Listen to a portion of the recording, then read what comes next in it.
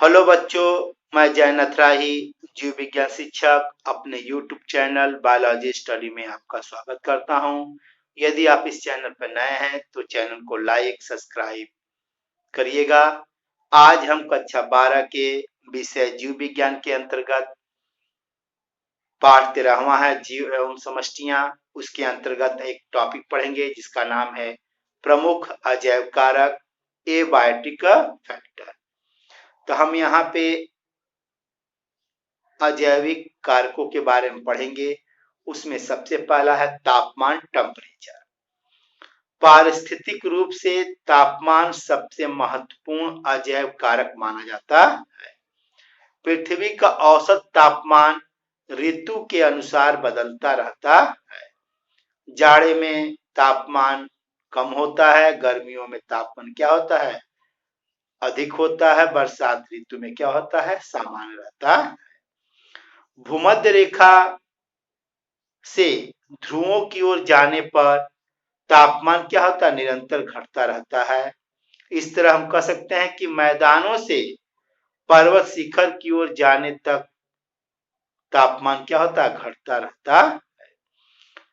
ध्रुवीय क्षेत्रों एवं उच्च तुंगता हाई एल्टीट्यूड वाले क्षेत्रों में तापमान 0 या 0 से कम होता है, जबकि गर्मियों में उष्णकटिबंधीय मरुस्थलों में यह तापमान 50 डिग्री से अधिक चला जाता है।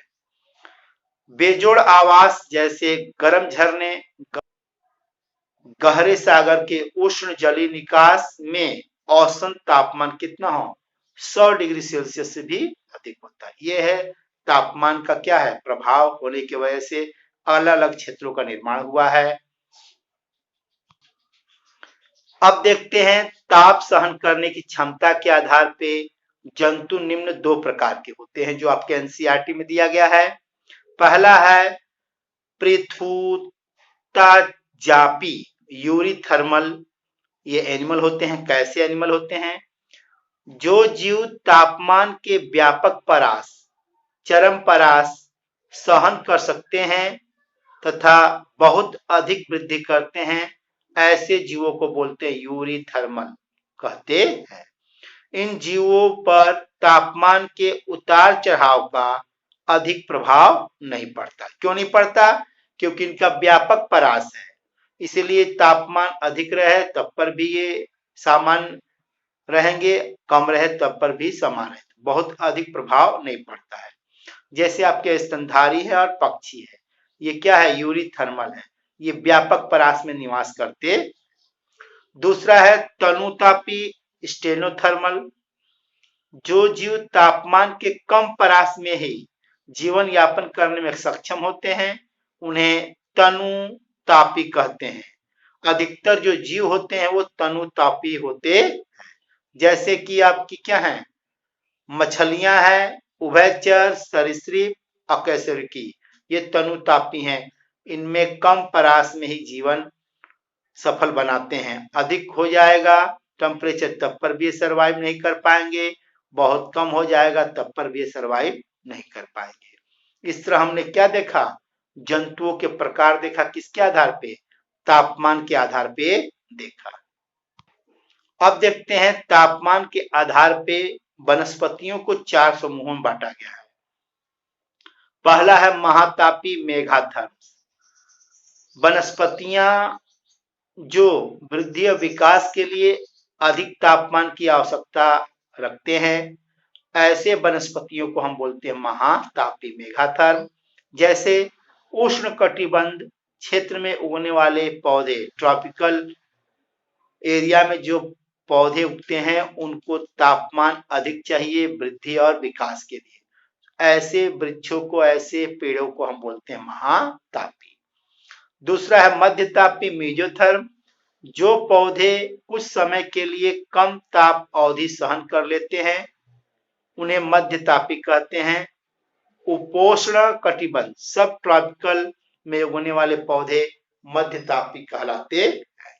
तीसरा देखते हैं न्यूनतापी माइक्रोथर्म।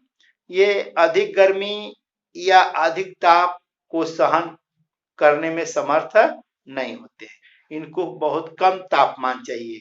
उदाहरण के लिए 9 से 10,000 फुट की ऊंचाई पे उगने वाले पौधे न्यून तापीय होते हैं, उन्हें कम टेम्परेचर की आवश्यकता पड़ती है। अगला है महान्यून तापी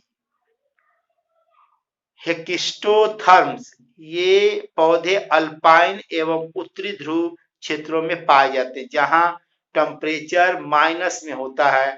तो ऐसे पौधों को समूह को हम बोलते हैं महान्यून तापी पादप। अब देखते हैं जीवों पर तापमान का क्या प्रभाव पड़ता है। तापमान से जीवों के उपापचय पर सबसे अधिक प्रभाव पड़ता है। तापमान एंजाइम की काइनेटिक्स को प्रभावित कर उसके आधारी उपापचय को क्या करते हैं, प्रभावित करते। यदि अधिक तापमान हो जाएगा तो एंजाइम क्या होगा, डीनेचर्ड हो जाएगा, ठीक से उपापचय क्रियाओं में भाग नहीं लेगा। बहुत कम भी हो जाएगा तब भी डीनेचर हो जाएगा। इसलिए एक इष्टतम ताप पर ही एंजाइम क्या करता है, अपना कार्य करता। अगला, तापमान पादपों में श्वसन, प्रकाश संश्लेषण, जल अवशोषण, वाष्पोत्सर्जन, अंकुरण, पुष्पन जिसे हम बसंतीकरण कहते हैं को प्रभावित करता है। तापमान जीवों के वितरण को भी प्रभावित करता है। कहीं कहीं जीव अधिक ताप पसंद करते हैं तो अधिक तापमान वाले क्षेत्र में निवास करते हैं, जो कम तापमान पसंद करते हैं वो कम तापमान वाले क्षेत्रों में निवास करते हैं। अनुकूल ताप पर ही जीवों की वृद्धि एवं विकास अधिकतम होता है। तापमान जीवों के व्यवहार को भी प्रभावित करता है। जैसे क्या है, शीत निष्क्रियता। कुछ जीव बहुत अधिक ठंड पड़ता है तो शीत निद्रा में चले जाते हैं। कुछ जीव ग्रीष्म निष्क्रियता को दर्शाते हैं, बहुत अधिक गर्मी हो जाती है तो ग्रीष्म निद्रा में वो चले जाते हैं। कुछ बिलों में निवास करते हैं तापमान से बचने के लिए। तापमान के आधार पे कुछ जीव दिन में अपना भोजन ढूंढते हैं, कुछ जीव क्या करते हैं, रात्रि में अपना भोजन ढूंढते हैं। कुछ जीव क्या अधिक तापमान बढ़ जाने से या कम तापमान हो जाने से प्रवासन, माइग्रेशन को दर्शाते हैं। जैसे साइबेरियन पक्षी है, वह साइबेरिया में जब अधिक ठंड पड़ने लगती है अर्थात तापमान बहुत कम हो जाता है तो वहां से वो क्या करते हैं, भारत की ओर या एशियाई देशों की ओर क्या करते हैं, प्रवास, माइग्रेशन करते हैं। किसी किसी जंतुओं में तापमान लिंग निर्धारण में मदद करता है।